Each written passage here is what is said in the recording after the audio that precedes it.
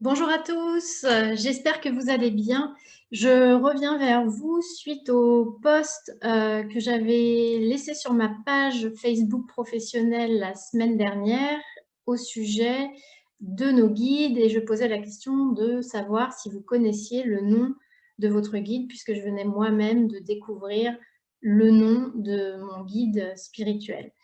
Et suite à ce post, j'ai eu des personnes qui étaient intéressées pour en savoir plus, dans des commentaires, mais aussi en message via Messenger, que des femmes d'ailleurs.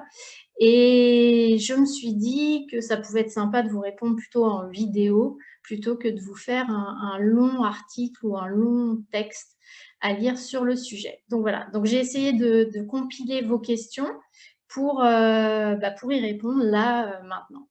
Alors la première question que vous m'avez posée, on va dire pour aller dans l'ordre logique des choses, c'était comment savoir, je regarde parce que j'ai noté sur un cahier vos questions, c'était comment savoir si on a un guide. Alors, déjà, des guides, on en a tous. On n'en a pas qu'un d'ailleurs, on en a plusieurs. Et on en a de plusieurs sortes. Alors, il y a ce qu'on pourrait appeler des anges gardiens, qui sont en réalité des guides familiaux. Ce n'est pas forcément des personnes qu'on a connues, mais ce sont des personnes qui font partie de notre famille, de nos aïeux, et qui sont là dans un rôle de protection. Ils nous guident et ils ont vocation à nous protéger dans la vie. Donc ça, on pourrait les mettre dans la classification ange gardien. Et puis, on a des guides qui sont plutôt des guides de vie et des guides spirituels qui, eux, sont davantage dans la guidance, c'est-à-dire qu'ils vont être là pour vous accompagner sur votre chemin de vie, pour vous aider à prendre les bonnes décisions pour vous, quand vous avez des choix à faire, des choix importants notamment, changer de carrière professionnelle, des choix importants concernant votre vie privée, des lieux de vie, des collaborations, des choix concernant votre couple, votre famille. Ils sont là aussi pour vous faire rencontrer les bonnes personnes au bon moment. Je pensais par exemple à une personne avec laquelle je travaille, que j'accompagne, qui a malheureusement perdu son papa il y a très peu de temps. Et elle me disait lors d'une séance l'autre jour, tiens, c'est marrant, un mois avant le décès de mon père, il y a cet homme qui est à nouveau rentré dans ma vie, un homme avec qui elle avait eu une relation importante par le passé et avec qui j'ai renoué contact. Et je lui disais, c'est marrant, mais c'est pas un hasard. Ce sont on pourrait dire l'univers, les guides qui finalement ont ramené cette personne à ce moment-là dans sa vie pour lui permettre d'être dans une situation la plus favorable possible, même si c'est jamais bien évidemment une épreuve facile à traverser, mais en tout cas pour la mettre dans une situation la plus favorable possible pour traverser le deuil de son papa. Il y a la luminosité qui change, j'ai l'impression. Je pense que c'est avec l'extérieur. Désolée. J'espère que c'est pas trop gênant. Voilà, donc là, les guides interviennent aussi pour nous aider dans des moments de vie où on a besoin. Si vous vous posez la question de comment savoir si vous avez un guide, la réalité, c'est que le seul moyen de le savoir, parce qu'on ne peut pas le prouver comme ça matériellement, scientifiquement, ça va être d'expérimenter. Ça va être d'essayer de communiquer avec, de leur poser des demandes. Et vous verrez, en fait, en expérimentant, en recevant les réponses, en recevant ce que vous demandez, que c'est là. Il n'y a que comme ça que vous saurez et que vous serez convaincu que c'est là. Alors, je vais changer l'ordre des questions d'ailleurs. Pour revenir sur le nom, comment connaître le nom de son guide? Alors, comme je le disais dans mon post, moi, jusqu'à il y a peu de temps, je je ne leur donnais pas de nom. Quand je m'adressais à eux, je disais mes guides, les personnes qui m'accompagnent, l'univers. On peut leur donner plein de noms différents. Vous n'êtes pas obligé de spécifier le nom. Mais c'est vrai que je suis tombée il y a peu de temps sur un live Facebook de Natacha Calestrémé, que je vous invite d'ailleurs à suivre parce que cette femme, je trouve, est assez géniale. Et elle avait fait un live sur justement connaître, enfin comment interagir avec son guide. Et il y avait une partie sur connaître le nom de son guide. Donc elle invite à faire un exercice que je vais vous partager, qui est alors déjà de se placer dans une intention. C'est-à-dire que il faut vous mettre dans une intention d'ouverture, de connexion avec votre guide. On reviendra après peut-être sur la manière de faire. Et une fois que vous êtes vraiment dans cette intention-là, ce qu'elle vous invite à faire, c'est à vous mettre devant une bibliothèque de livres chez vous, si vous en avez une, sinon dans une bibliothèque, même si à l'heure actuelle c'est un peu compliqué. Et en fait, de passer votre main comme ça devant les étagères, avec les yeux fermés, vous passez votre main et vous demandez à votre guide de guider votre main vers le livre où se trouve son nom. Donc moi, je l'ai fait, j'ai pris mon temps, je suis passée 4 fois devant chaque étagère de ma bibliothèque et j'ai pris le temps de fermer les yeux et de ressentir où ma main était appelée. J'ai été appelée vers un livre en particulier, donc elle invite à prendre ce livre-là. Pour la petite histoire, j'ai une bibliothèque qui est remplie de bouquins de développement personnel, de thérapie, donc plutôt des bouquins assez techniques. Et là, je suis tombée quand même sur le livre, un livre que j'ai acheté il y a très très longtemps, je ne l'ai même pas lu en entier d'ailleurs, qui s'appelle « Votre vie commence le jour où vous prenez conscience ou vous vous rendez compte que vous n'en avez qu'une » de Giordano. Donc un roman pour le coup. Donc vous prenez le livre et là ce qu'elle vous dit, c'est toujours dans l'intention d'être en connexion avec votre guide et d'obtenir son nom, de lui demander son nom. Vous prenez le livre avec vos deux mains, vous feuilletez comme ça jusqu'à ce que vous ayez envie de vous arrêter. Vous arrêtez, vous placez les pouces et en fait elle vous invite à regarder sous vos pouces, là où vous êtes arrêté, d'abord le pouce gauche, ensuite le pouce droit, et regardez s'il y a un prénom. Et le prénom sur lequel vous serez, ce sera le prénom, le nom de votre guide. Si vous n'avez pas le pouce directement sur un prénom, vous prenez la page de gauche, celle où il y a votre main gauche, et vous la lisez jusqu'à ce que vous tombiez sur le premier prénom, et c'est le prénom de votre guide. Votre guide vous aura amené vers le livre qui contient la page où il y a son prénom. Alors, si je prends mon exemple, pour la petite histoire, donc j'ai feuilleté le livre, j'ai ouvert, et là, déception, c'est-à-dire que sur la feuille de gauche, je suis tombée sur une page vierge, c'est-à-dire que rien, pas du tout d'écriture. Par contre, je souris parce que sur la page de droite est collé, je ne savais même pas que c'était là, je ne me souvenais même pas que c'était là, est collé, quand j'ai fait ma formation, ma première formation en sophranalyse intégrative, à la fin de la formation, on avait tous une petite étiquette qu'on s'était mise dans le dos, je crois, où chacun devait écrire ce qu'il pensait de la personne qui portait l'étiquette. Donc, c'était en toute fin de formation. Donc, autant vous dire que voilà, c'est une formation qui se fait dans le partage, dans l'amour, dans la bienveillance. Il y avait plein de jolies choses. Et donc c'était ce petit mot-là qui était sur la page de droite. Donc, avec plein de mots d'amour. Et sur mon pouce, sous mon pouce droit, il y avait un prénom.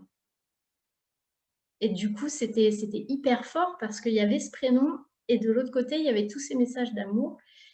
pour le coup, en termes de signes, je pense qu'on ne fait pas mieux si mon guide voulait me transmettre ce qu'il ressentait pour moi. Donc voilà, donc faites cet exercice que propose Natacha, c'est intéressant. Et donc j'ai dit le nom de mon guide à voix haute, et là il s'est passé un truc à l'intérieur de moi, c'était dingue. C'était une espèce de vibration intense. J'avais vraiment la chair de poule, presque envie de pleurer, comme si voilà, il y avait une connexion qui s'était faite. C'était vraiment assez génial à vivre. Après, ça c'est l'exemple, ou en tout cas c'est l'exercice que propose Natacha dans son livre « La clé de votre énergie ». Mais il y a d'autres façons de faire. Vous pourriez très bien prendre un calendrier, par exemple, où apparaissent toutes les fêtes, vous assurer d'avoir les 2 semestres sous les yeux, et puis parcourir avec votre doigt, et pareil, fermer les yeux, être concentré, être dans le ressenti de là où votre doigt veut aller, et demander à votre guide qu'il porte votre doigt là où il y a son prénom. Prononcez-le à voix haute et ressentez. Voilà. Mais ce n'est pas nécessaire si vous ne trouvez pas, parce que peut-être la connexion voilà, à ce moment-là ne se fait pas, ou peut-être qu'il n'a pas envie de vous donner son nom. Ce n'est pas grave, vous pouvez quand même communiquer avec lui en l'appelant mon guide, en l'appelant l'univers, ceux qui me protègent, ceux qui sont là, ceux qui m'accompagnent, peu importe, de toute façon, ils sont avec vous. Voilà. Alors, je ne sais pas pour ceux d'entre vous qui connaissent le nom de leur guide, et ça m'intéressera d'avoir votre réponse là-dessus, si vous avez senti une différence. Moi, j'ai senti une différence dans la rapidité des réponses. C'est-à-dire que j'ai l'impression que depuis que je connais son nom et que du coup, je lui parle en m'adressant à lui à travers son nom, les réponses sont beaucoup plus rapides qu'habituellement. Est-ce que c'est le hasard ou pas? J'en sais rien. Vous me direz, vous, ce que vous vivez. Donc ça, c'était une des questions. Alors, une autre question, c'était comment entrer en contact avec nos guides. Alors, on peut entrer en contact avec nos guides à tout moment. Dans la dimension dans laquelle, en fait, ils évoluent, l'espace-temps tel qu'on le connaît, nous, ça n'existe pas. Donc, vous les appelez, ils sont là. C'est aussi simple que ça. Pour vous aider à imaginer, prenez l'exemple de votre conscience à vous. Alors, je ne parle pas de votre conscience, de votre mental, mais vraiment de votre conscience. Celle qui fait que vous ressentez, que vous pensez, que vous savez que vous existez, que vous savez ce que vous ressentez, que vous êtes capable de faire un retour sur vous-même. Cette conscience, alors, il y a tout un pan scientifique.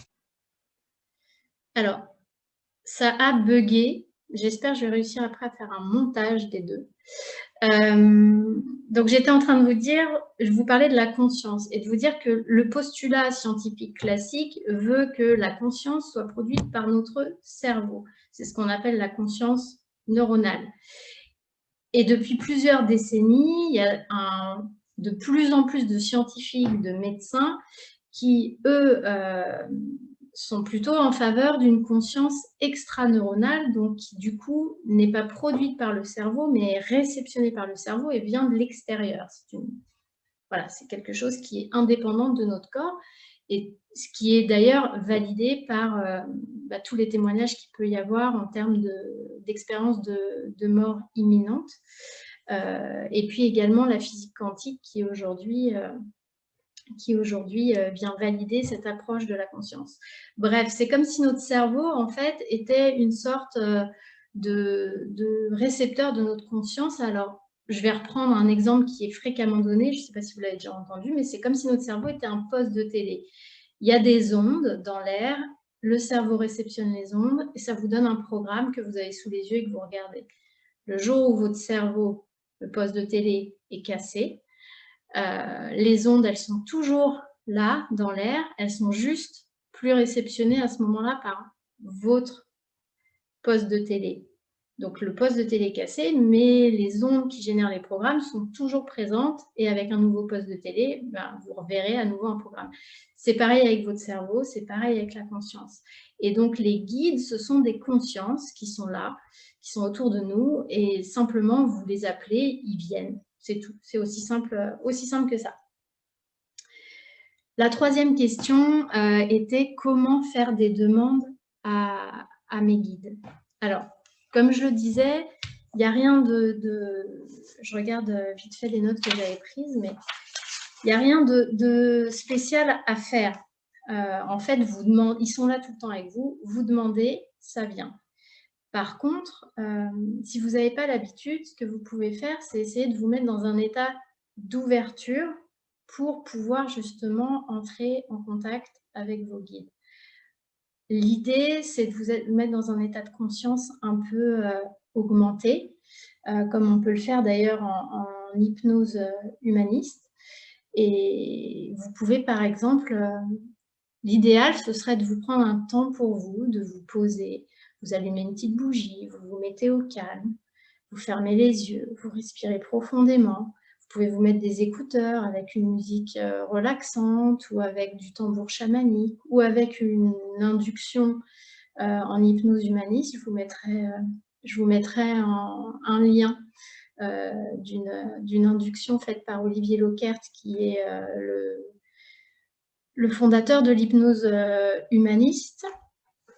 Et du coup, ça va vous permettre d'être dans un état de conscience différent, de modifier vos ondes cérébrales. Ouais, je ne vais pas rentrer dans le détail, mais du coup, d'être dans un état qui est plutôt entre la veille et le sommeil, tout en étant toujours là, et ça va vous permettre d'être en état de conscience augmenté et donc plus ouvert. L'idéal, ça va être de faire vos demandes à haute voix. On peut les faire dans la tête, mais le fait de le faire à haute voix, ça va vraiment venir renforcer votre intention et renforcer la vibration avec laquelle vous allez émettre votre demande. Je vous conseille également, lorsque vous demandez quelque chose, d'être le plus précis possible dans votre demande. Parce qu'en fait, eux, ils vont pas forcément aller plus loin que ce que vous leur demandez parce qu'ils sont dans le respect du libre arbitre, et c'est pour ça que si vous ne leur demandez pas, ils ne vous donneront pas ni des réponses, ni ce que vous demandez. D'ailleurs, quand vous demandez quelque chose, dites « je demande », pas juste « j'aimerais », etc. Vous dites « je demande », parce que « j'aimerais », ils ne savent pas s'ils doivent intervenir ou pas. Donc, faites une demande précise. Je vous donne un exemple. Mon fils, parce que forcément, mes fils, ils baignent aussi là-dedans avec moi. Mon fils a demandé, il avait besoin d'avoir un ordinateur pour ses cours, etc. Il a demandé un Mac. Bon, ok, c'est mon fils, mais il est un peu matérialiste. Bref, il voulait un Mac. Donc, il a demandé un Mac. Je vous jure, vous me croyez pas, qu'une semaine après, il a eu un Mac. Et c'est pas moi qui lui ai acheté. D'accord? Une semaine après, ma maman m'a appelée et m'a dit « Tiens, écoute, j'ai un ami qui a un Mac, qui n'en veut plus. Il se dit qu'il aimerait bien le donner. Est-ce que ça intéresse chez toi ?» Ah bah oui. Ethan l'a demandé la semaine dernière à l'univers, ça va l'intéresser. Du coup, Ethan a eu son Mac. Alors, il était hyper content, mais en même temps, il était un peu déçu parce que c'était pas les derniers Mac, c'était un Mac de 2013 ou 2014. Donc voilà, il n'a pas été assez précis dans sa demande, mais en tout cas, la demande a été entendue et le Mac est arrivé. Donc, je vous invite vraiment à détailler ce que vous voulez pour que ce qui vous arrive soit vraiment ce que vous demandiez. Voilà, vous pouvez aussi demander des sommes d'argent, par exemple. Vous pouvez essayer de commencer avec ça, d'ailleurs, avec des petites sommes d'argent, mais des sommes dont vous avez besoin. Il ne s'agit pas de demander 3 millions d'euros parce que vous avez envie d'avoir 3 millions d'euros. Il faut que ça ait du sens, que vous en ayez besoin. Je ne sais pas, par exemple, vous pourriez très bien demander « j'ai besoin de 80 € ou 90 € pour aller acheter telle ou telle chose dont j'ai besoin ». Demandez, vous verrez, vous recevrez. Alors, vous ne recevrez pas forcément, notamment sur ce qui est de l'argent, vous ne le recevrez pas forcément sous forme d'argent. Ça pourra être, par exemple, C'est pour ça, soyez ouverts. Ça pourrait être, par exemple, quelque chose que quelqu'un va vous donner, que vous n'aurez pas acheté, qui vous aura fait économiser une somme d'argent. Donc, en évitant cette dépense, finalement, vous gagnez de l'argent. Ça peut être quelqu'un qui vous rembourse quelque chose. Par exemple, vous n'attendiez pas à ce que ce remboursement arrive à ce moment-là. Et ben ça fait partie des réponses quand on demande des sommes d'argent. Donc, soyez précis, expliquez pourquoi vous voulez telle ou telle chose, à haute voix, dans l'intention, et vous pouvez même ajouter de la visualisation, c'est-à-dire de vous visualiser avec ce que vous demandez, pour être vraiment sur une énergie de j'attire ce que je veux dans ma vie. La dernière question, je crois, si je ne me trompe pas, c'est, attendez, je vérifie, c'était comment entendre et percevoir les réponses. Alors, quand c'est des choses matérielles comme l'exemple de l'ordinateur, bon, bah, ça c'est assez facile de le percevoir. Mais quand ce sont des choses pas matérielles que vous demandez par exemple un conseil, une aide à la décision, d'avoir un signe pour savoir si vous devez faire telle ou telle chose, là il va falloir que vous soyez vraiment très à l'écoute et très ouvert à ce qui se présente à vous, très connecté à votre intuition. Ils vont pouvoir communiquer avec vous de différentes façons, donc par des signes, les synchronicités qui vont être des messages. J'ai noté voilà, quelques exemples. Alors moi, il y a un exemple qui m'avait marqué, par exemple, il y a plusieurs années, j'hésitais à faire une formation. Cette formation, je m'y étais inscrite. J'avais envoyé le mail avec le formulaire d'inscription, etc. Et puis, une semaine après m'être inscrite, avoir envoyé le mail, je me disais quand même, est-ce que cette formation, c'est vraiment celle qui me correspond? Est-ce que j'ai envie de la faire? J'ai demandé du coup à mes guides de me répondre, de m'aider, de me dire si oui ou non c'était la bonne formation. Et donc, en fait, le lendemain de ma demande, j'ai reçu dans ma boîte mail, donc ce qui est assez improbable compte tenu du délai, puisque mon inscription datait d'une semaine, j'ai reçu dans ma boîte mail, vous savez, les messages de retour, comme quoi le mail que j'avais envoyé n'était jamais arrivé et qu'il fallait que je recommence.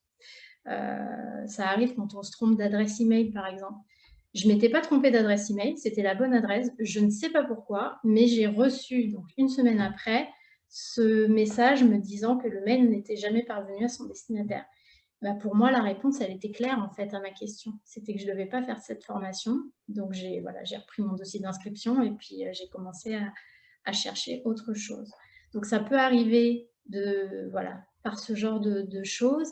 Ça peut arriver les réponses, ça peut être vous êtes en voiture, vous êtes sur un trajet habituel ou pas, peu importe, et votre attention est attirée par un panneau publicitaire qui porte un message du type vas-y fonce, j'en sais rien, et du coup ça fait tilt dans votre tête en vous disant oh, c'est la réponse à ma question. Ça peut être une chanson que vous entendez à la radio où les paroles viennent en résonance avec la demande que vous avez faite. Ça peut être pareil avec un film à la télé. Ça peut être alors, ce n'était pas une réponse, mais je peux vous donner un autre exemple aussi. Moi, j'ai perdu mon papa il y a, je regarde la date, on est en 2021, donc il y a 12 ans. Et j'ai perdu mon oncle, donc son frère, il y a un peu plus d'1 an. Et après les obsèques de mon oncle, on est allé avec mon frère et ma grand-mère déjeuner dans un restaurant. Et en fait, à un moment donné, à la fin du repas, on discutait on évoquait tous les souvenirs qu'on avait tous ensemble et on se disait que quand même c'était vraiment dommage qu'on ne se soit pas vus plus. Et puis en plus, il y avait eu des histoires de famille qui faisaient qu'on ne se voyait plus. Bref, on se disait que c'était dommage. Et à ce moment-là arrive le serveur avec l'addition et la carte du restaurant que je prends, je soulève la carte, Je voulais la prendre avec moi, j'ai oublié, je vous l'aurais montré. Je prends la carte et derrière la carte, la carte avec l'adresse, le nom du restaurant, il y a écrit derrière « Nous aussi, on vous aime ».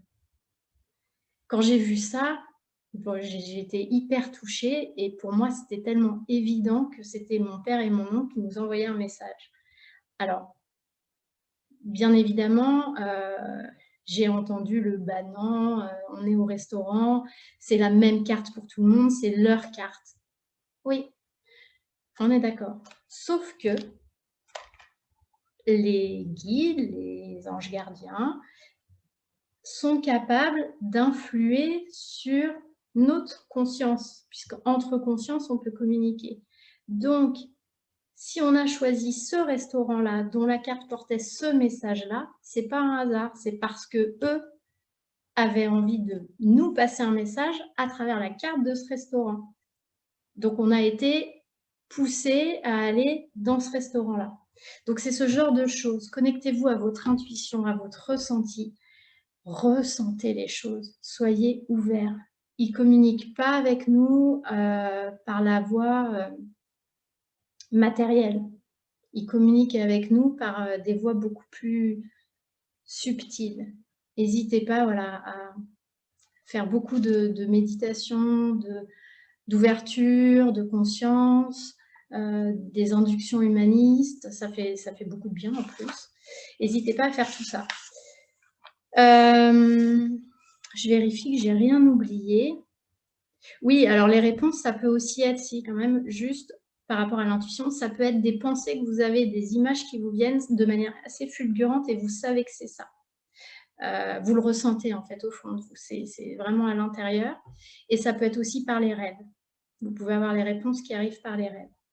Donc c'est à ce moment-là qu'il faut que vous soyez ouvert, essayez de ne pas analyser, de ne pas être dans le contrôle, pas être dans le mental et de prendre les choses telles que ça arrive. Voilà tout ce que je voulais vous dire. J'espère que cette vidéo, elle vous a apporté des réponses, qu'elle vous a apporté des ouvertures éventuellement. N'hésitez pas à me partager vos expériences. Franchement, ça m'intéresse de savoir un peu comment vous vivez ça, ou si vous essayez, qu'est-ce qui se passe. N'hésitez pas à revenir vers moi et à me dire en commentaire, en message Messenger, comme vous voulez. Et puis en plus, en commentaire, c'est pas mal parce que ça peut aussi aider les autres et intéresser les autres d'avoir vos retours. Voilà. Eh bien, écoutez, je vous souhaite une belle journée, belle fin de journée. Je ne sais pas quand est-ce que je posterai la vidéo. En tout cas, voilà, je vous souhaite que du beau, du lumineux. Connectez-vous à vos guides. Laissez faire la magie de la vie. Et je vous dis à très bientôt.